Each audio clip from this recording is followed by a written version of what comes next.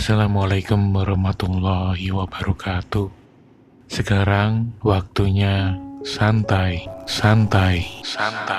bersama kami di acara Misteri Pendek.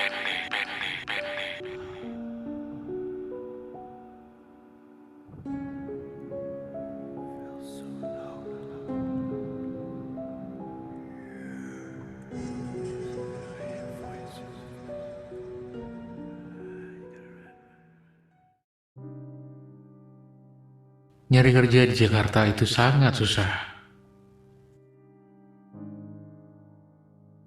Selain pendidikan, pengalaman pun harus dimiliki untuk menjadi syarat utama. Aku seorang sarjana yang lulus tanpa pengalaman. Begitu susah untuk mencari pekerjaan. Begitu lulus kuliah, nyari kerja ke sana ke sini, telepon teman sana sini, sampai minta tolong ke saudara, sudah aku lakukan. Ya, namanya juga rezeki. Sudah ada yang ngatur. Mau bagaimanapun, kalau belum waktunya, akan terasa susah.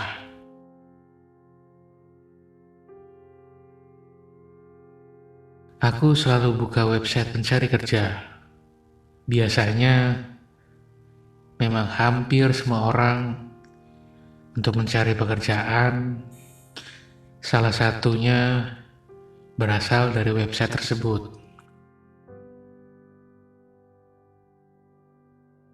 Selain mudah,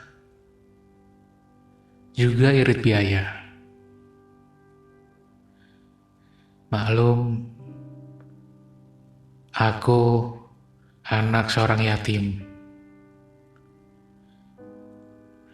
Keseharianku hanya dibiayai oleh kakakku.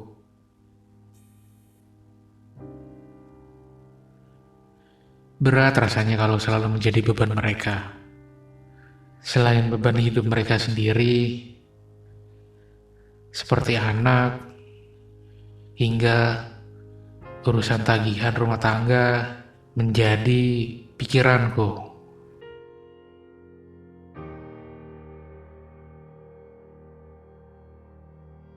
Hampir semua jenis pekerjaan aku sudah lamar. Dari pekerjaan staff, sampai juga office boy aku lamar. Siapa tahu ada yang nyantol dan jadi rezekiku. Benar saja, 1 minggu setelah aku apply satu persatu jenis pekerjaan, panggilan pekerjaan sebagai office boy, akhirnya aku dapatkan. Hidupku tak mau terlalu gengsi. Bagiku selagi itu pekerjaan halal, aku syukuri.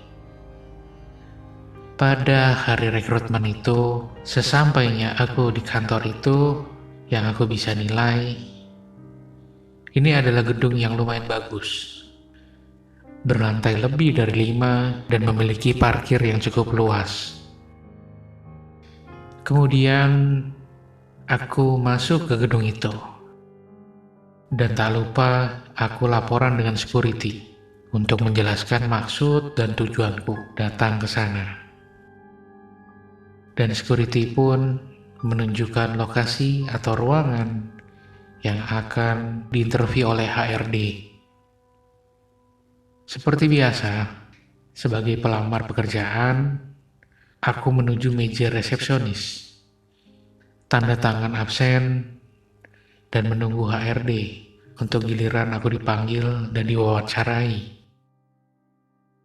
Dan kemudian, setelah beberapa hari, aku masuk dan diterima bekerja di kantor itu. Kerjaku ini seperti orang yang paling rajin di antara seluruh karyawan yang ada di kantor. Ya iya, seorang OB atau office boy harus mempersiapkan kebersihan kantor sebelum karyawan pada datang. Setelah kenal semua oleh karyawan di sana, aku memiliki teman baru. Salah satunya dengan seorang security. Kami sering ngobrol ke sana ke sini jika waktu kerja sedikit senggang. Pak Darso namanya. Security itu selalu bercerita tentang pengalaman hidupnya. Pada suatu ketika, beliau menyampaikan sesuatu yang mungkin menjadi pertanyaan besar kala itu. Beliau berkata, kantor ini mewah, tapi kondisinya sama saja. Aku pun sewaktu diberi informasi itu, masih belum mengetahui apa maksud dari Pak Darso. Tapi ya sudahlah, bagiku hanya sekedar cerita atau tukar pikiran saja di waktu senggang. Tugas seorang office boy buatku adalah suatu kebiasaan. Karena memang sebelumnya aku selalu membantu kakakku untuk membersihkan dan merawat rumah. Singkat cerita, aku sudah bekerja selama 7 bulan di sini. Tugasku selain kebersihan, juga terkadang diperintahkan oleh atasanku mengantarkan surat ke beberapa divisi. Selama kerja 7 bulan, aku pun merasa aman-aman saja. Nyaman, tidak ada kendala satupun. Aku juga diberikan ruangan sebagai mes untuk tempat tinggal. Ada beberapa orang yang juga tinggal di kantor. Tapi tidak semuanya, atau dari beberapa orang karyawan yang sebagai OB tidak selalu menginap di kantor.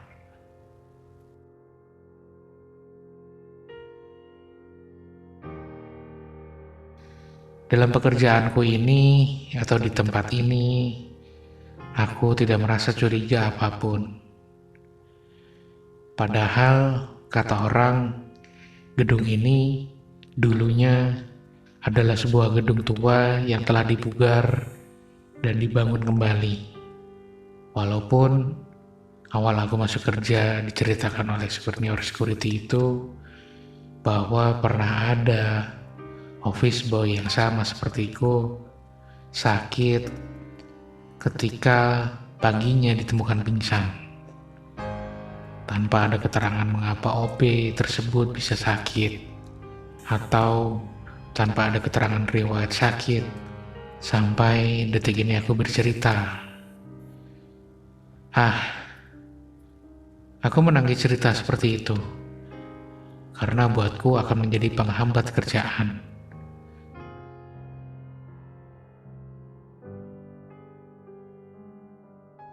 Kamar tinggalku disediakan berada di lantai 7, atau bisa dibilang sejajar dengan rooftop. Kebiasaanku ketika malam pasti membuat segelas teh hangat dan memandangi langit, juga suasana kota Jakarta pada malam hari. Suatu kenikmatan bagiku setelah seharian bekerja, bisa rileks dengan caraku. Entah pada satu ketika, badanku terasa sangat lelah dan mata mengantuk. Kebiasaanku yang biasanya aku lakukan, tidak aku lakukan. Sebelum aku kembali ke ruanganku untuk tidur, aku mencoba untuk mengecek ruangan satu persatu. Setelah aku mengecek, aku melapor ke security senior yang pada waktu itu sedang bertugas malam bahwa ruangan dan lampu-lampu sudah aku matikan dan aku cek. Pak, semua ruangan sudah saya cek ya. Mungkin ada yang belum terkunci. Saya minta bantuannya ya Pak untuk bisa melanjutkannya. Badan saya nggak tahu kenapa nih, capek banget. Mata juga udah ngantuk. Pak security pun mengiyakan dan menyuruhku langsung pergi ke kamar untuk beristirahat karena aku sudah terlihat lelah dan mengantuk. Anak tangga satu persatu aku naiki. Lantai 1,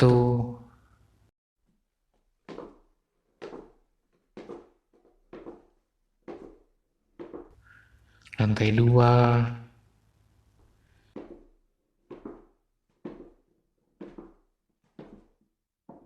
lantai 3,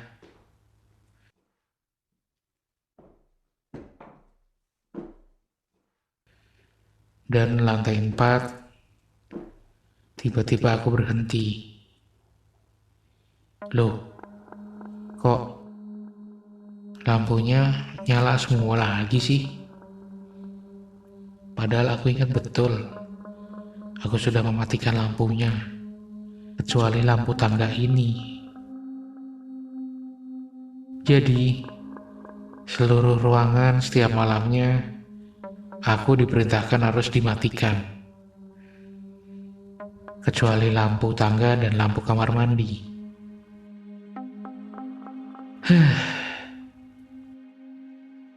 Mungkin rusak saklarnya, atau aku lupa mungkin melewati lantai ini untuk mematikan lampunya. Ya sudah, aku menuju saklarnya, kemudian aku mematikannya. Sesampainya di lantai 7, aku melihat temanku Aco sedang bermain handphonenya.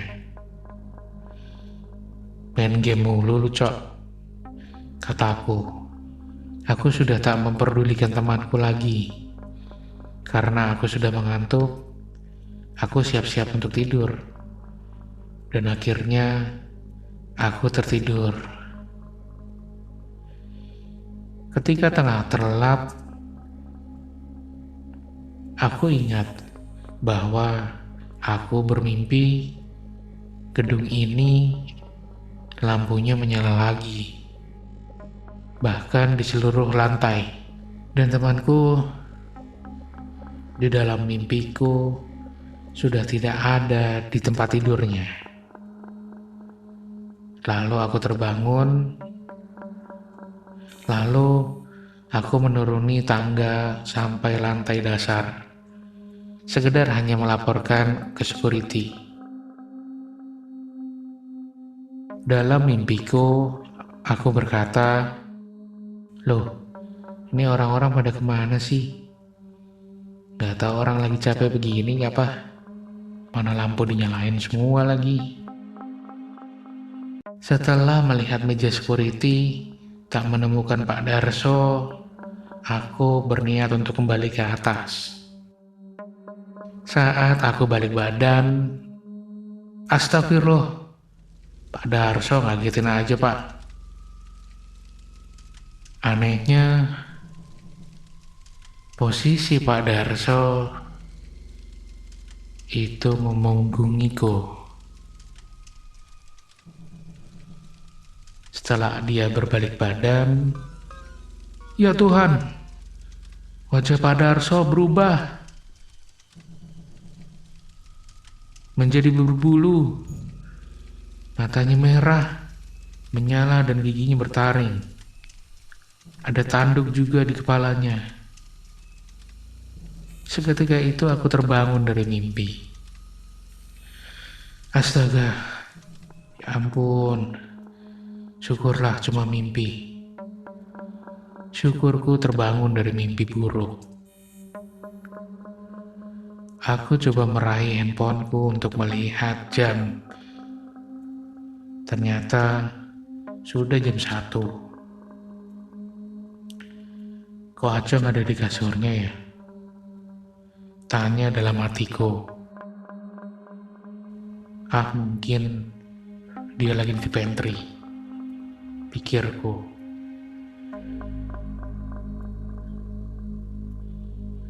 Aku juga merasa haus. Kemudian aku bangun dan menuju pantry untuk mengambil minum. Belum sempat membuka pintu kamar, aku mendengar suara dengkuran. Entah dari mana itu. Di mana ya suaranya ya? Antara suara itu di luar atau di dalam kamar.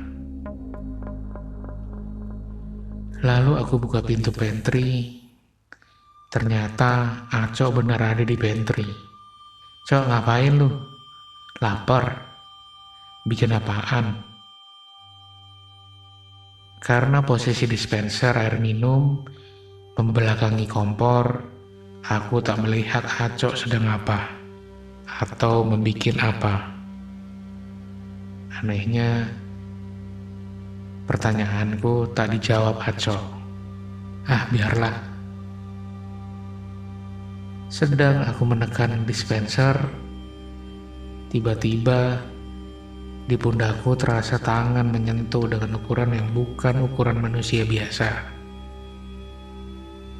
Ketika aku melirik tangan itu, astaga, astaga, astaga. Ya Tuhan, tangan apa ini? Saat aku membalikkan badan, sosok yang aku mimpikan tadi ada di depanku saat ini. Kini sosok itu lebih besar, jauh lebih besar.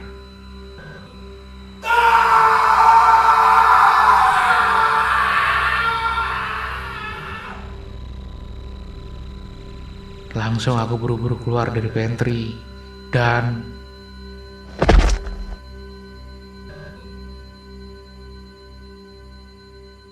aku tersandung. Kepalaku membentur lantai.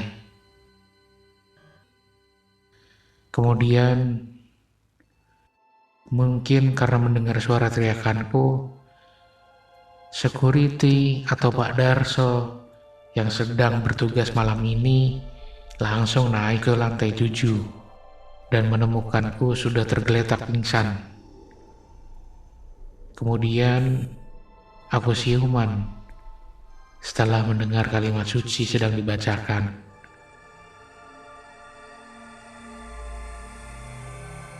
Spontan aku berteriak setelah aku bangun. Namun ditenangkan oleh Pak Darso dan Aco. Aku bertanya, kenapa gua kenapa? Lalu Pak Darso bilang dia mendengar teriakan di atas. Dia langsung naik ke atas dan telah menemukan aku tergeletak, kata Pak Darso. Pak Darso bersyukur tidak terjadi apa-apa padaku, walaupun kepalaku terbentur dan kini terasa sakit dan nyeri karena benturan. Namun syukurnya aku tidak kenapa-napa. Pak Darso dan Aco pun bertanya kenapa bisa aku pingsan. Lalu aku ceritakan, sebelumnya aku bermimpi melihat seluruh lantai lampunya menyala dan melihat Pak Darso berubah menjadi sosok menyeramkan. Kemudian aku terbangun dan ingin mengambil minum karena aku terasa sangat haus. Saat di pantry aku melihat Aco sedang membuat makanan. Aku mengira itu Aco karena pas bangun setelah mimpi tadi, Aco sudah tidak terlihat di tempat tidurnya. Saat masih menekan tombol dispenser air, kemudian tiba-tiba ada tangan menyentuh di pundakku, dan ketika aku berbalik badan, sosok yang sebelumnya aku mimpikan ada di depanku. Aku berusaha berlari. Nahasnya aku tersandung dan pingsan. Pak Darso dan Aco menyimak cerita dengan serius. Namun Pak Darso berkata, kejadian itu terulang.